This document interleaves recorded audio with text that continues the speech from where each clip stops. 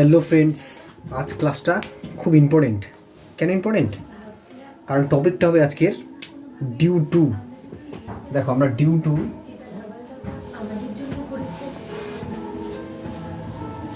এই হলো due to মানে কারণে।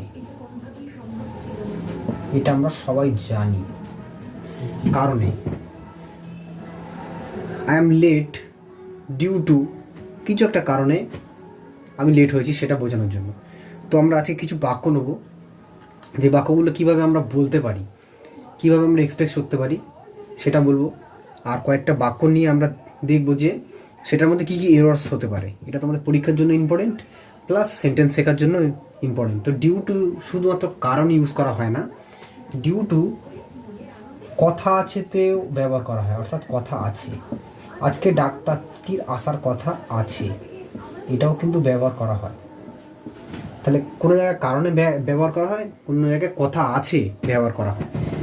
তো প্রথম একটা বাক্য নিচ্ছি, সেই বাক্যটার মধ্যেই দেখবে এই পুরো ক্লাসটার থিমটা লুকিয়ে আছে ফার্স্ট বাক্যের মধ্যে।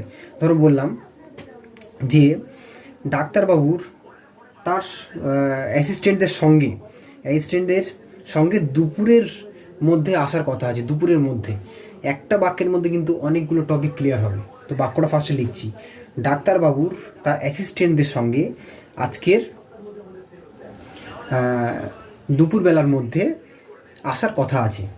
তাহলে কী লিখবো? সাবজেক্ট কি না, the doctor.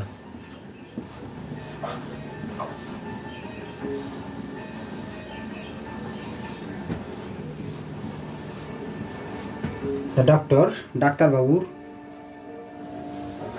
With his assistants,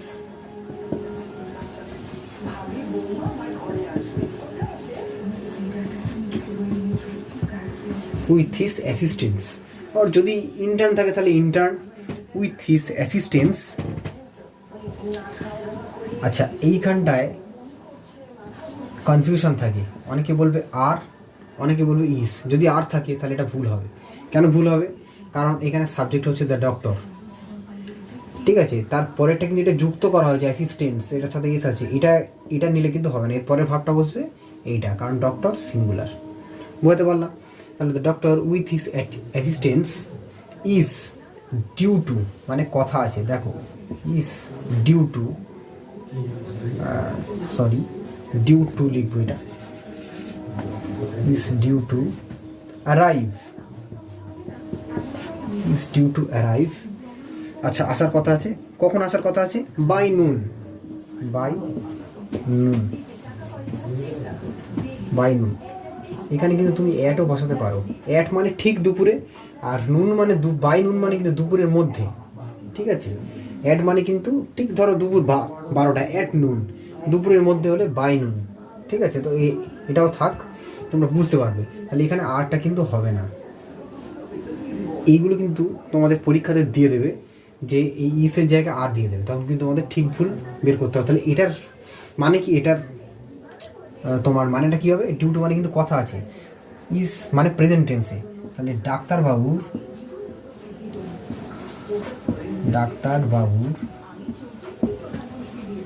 তার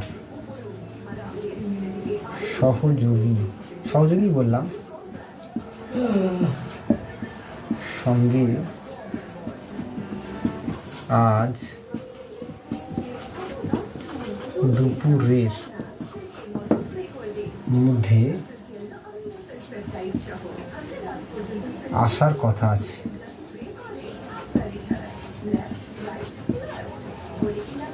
আসার কথা আছে, এটা ডাক্তার হবে। হ্যাঁ, এটা আমি তোমাদের ডাক্তার করে দিই। ডাক্তারবাবুর তার সহযোগীদের সঙ্গে আজ দুপুরের মধ্যে আসার কথা আছে। তোমরা বাক্যটাকে বুঝতে পারছো?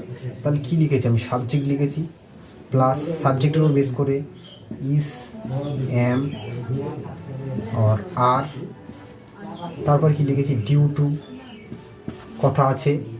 তারপরে কি? Due to arrive. এবার কি? আসার কথা মানে এই যে আসার ভার্ব, ফার্স্ট ফর্ম। এবারে কখন সেটা লিখবে, টাইম। আর যদি কিছু থাকে। এইটাই হচ্ছে কি এই ধরনের বাক্যগুলোর কিন্তু মেন ফর্ম, ঠিক আছে? তো তোমরা এটাকে দেখে নিশ্চয়ই বুঝতে পারছো। আরও কিছু উদাহরণ আমরা নেব। ধরো তার তার গতকাল আসার কথা আছে, এটা লিখছি। তাহলে তোমরা লিখে নিয়েছো, স্ক্রিনশট নিয়ে নাও, বুঝতে পারবে।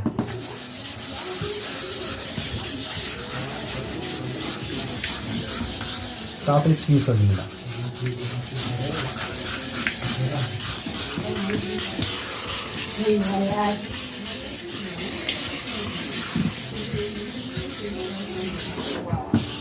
বাংলা লিখছি কি তার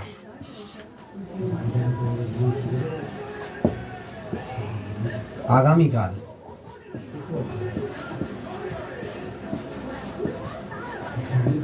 দুপুরের মধ্যে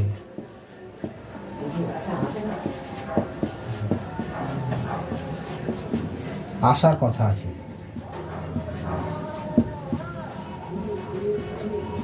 আসার কথা আছে যখনই দেখবে শেষে কথা আছে না, তখনই কিন্তু বুঝবে যে আমরা ডিউ টুটাকে ব্যবহার করতে পারবো।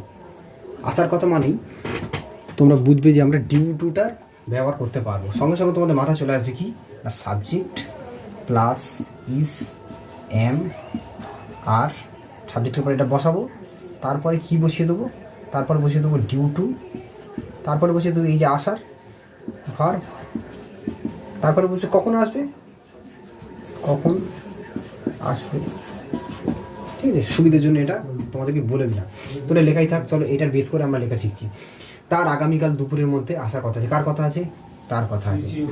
তো এখানে কিন্তু হি বসবে, ঠিক আছে? হিজটা কিন্তু পজিটিভ ফর্ম, হিটা তোমার সাবজেক্টে তোমার সাবজেক্ট হিসাবে বসাতে হবে। তাহলে হি এর পরে কি বসবে? হিজ। তারপরে কি বসবে? Due two.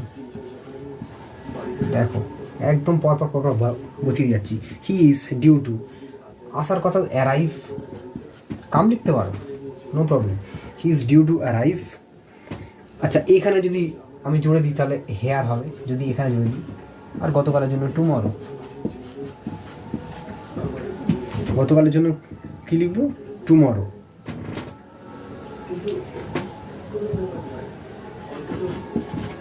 গতকালের জন্য লিখবো টুমরো। হয়ে গেল। তাহলে তোমরা এইভাবে এই ধরনের বাক্যগুলোকে তোমরা কিন্তু আরামসে করে ফেলতে পারবে। আর একটা বাক্য দেখে নিই, চলো এটা মুছে দিই।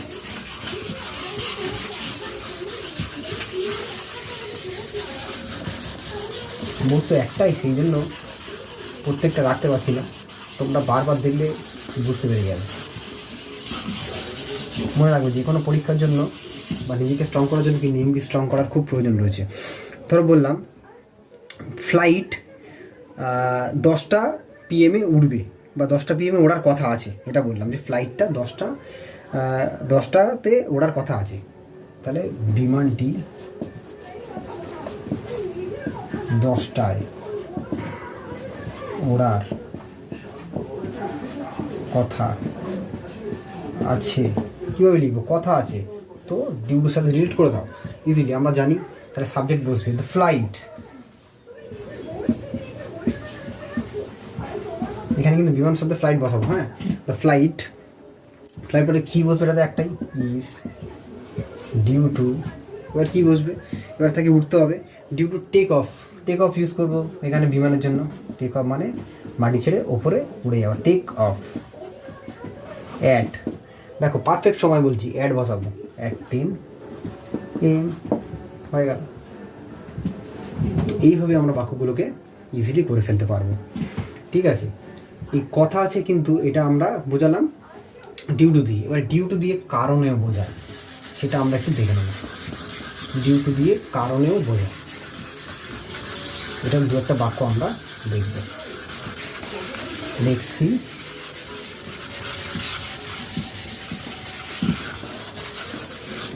এবারে দেখবো আমরা এই কারণে দিয়ে। আচ্ছা আমি তোমাকে ধরো বললাম যে তার তার সফলতার কারণ হলো তার হার্ডওয়ার্ক। তার সফলতার কারণ হলো তার হার্ডওয়ার্ক।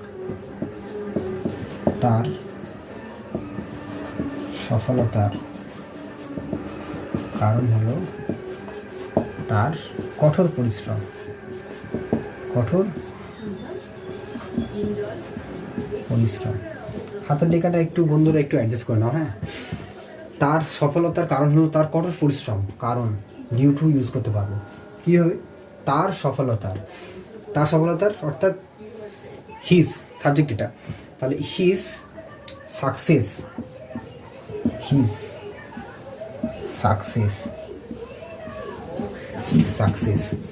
তাহলে তার সফলতার হিজ সাকসেস, তারপরে বসাতে হবে আমাদের একটা অক্সিলারি ভার্ব, ইজ বসাতে হবে।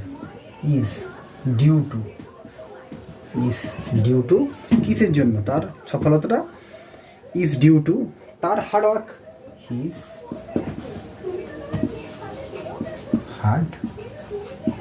ওয়ার্ক।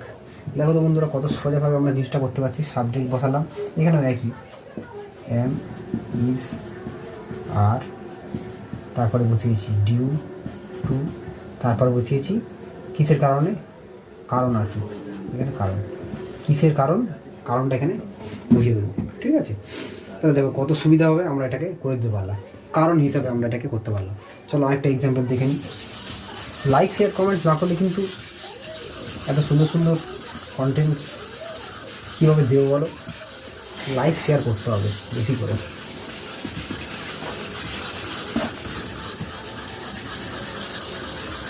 মানে এত সুন্দর করে অনেক চ্যানেল পেয়ে যাবে, কিন্তু হচ্ছে কি এই চ্যানেলটাকে ফলো করে রাখলে এর মধ্যে সব কনসেপ্ট তুমি পাবে, হ্যাঁ। আচ্ছা, কারণের জন্য আমরা কী ইউজ করতে পারি? আমি প্রোগ্রামটা অ্যাটেন্ড করতে পারিনি দেরি হওয়ার কারণে বা বৃষ্টি হওয়ার কারণে। আমি প্রোগ্রামটা একটা নাবাচক দিচ্ছি, কিন্তু হ্যাঁ, আমি প্রোগ্রামটি অ্যাটেন্ড করতে পারিনি কিসে? বৃষ্টির কারণে। আমি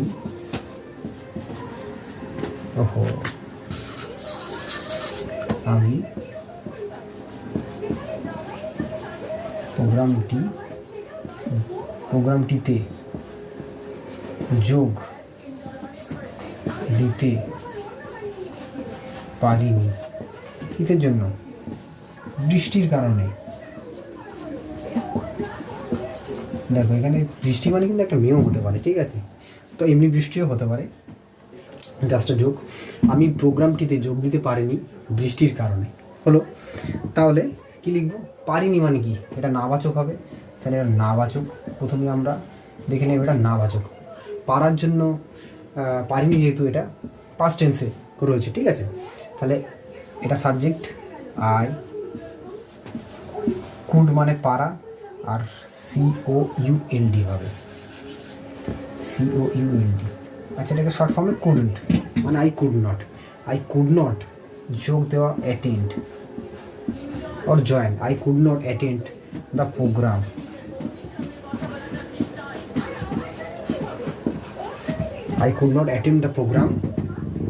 কিসের জন্য যোগ দিতে পারিনি? এইবার যেটার কারণে যোগ দিতে পারিনি তার আগে ডিউ টু রেইন। বৃষ্টির কারণে দেখবে ম্যাচ বন্ধ থাকে, the match is postponed due to rain. তাহলে ম্যাচটি বৃষ্টির কারণে বন্ধ। দেখো ম্যাচটি, সব জায়গায় বৃষ্টি চলে আসছে, বৃষ্টির কারণে বন্ধ। কি লিখবো? The match MATCH is postponed.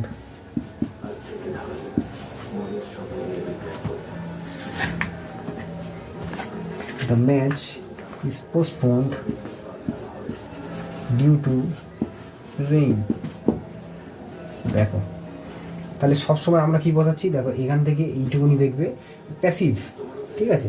ম্যাচটা কোনো কিছুর কারণে বন্ধ, কে বন্ধ করেছে কিন্তু কিছু বলা যাচ্ছে না, ঠিক আছে। বৃষ্টির কারণে বন্ধ, হয়তো বৃষ্টি বন্ধ করেছে, কিন্তু সেটাকে আমরা এখানে কিন্তু বাই দিচ্ছি না। দেখো কারণ তো, তাই জন্য ডিউ টু বসিয়ে দিলাম। বাইরে বৃষ্টির দ্বারা নয়, বৃষ্টির কারণে বন্ধ, হ্যাঁ। দ্য ম্যাচ ইজ পোস্টপোন্ড, এটা কিন্তু ভয়েস চেঞ্জ হিসেবে মতো ভয়েসে লেখা আছে।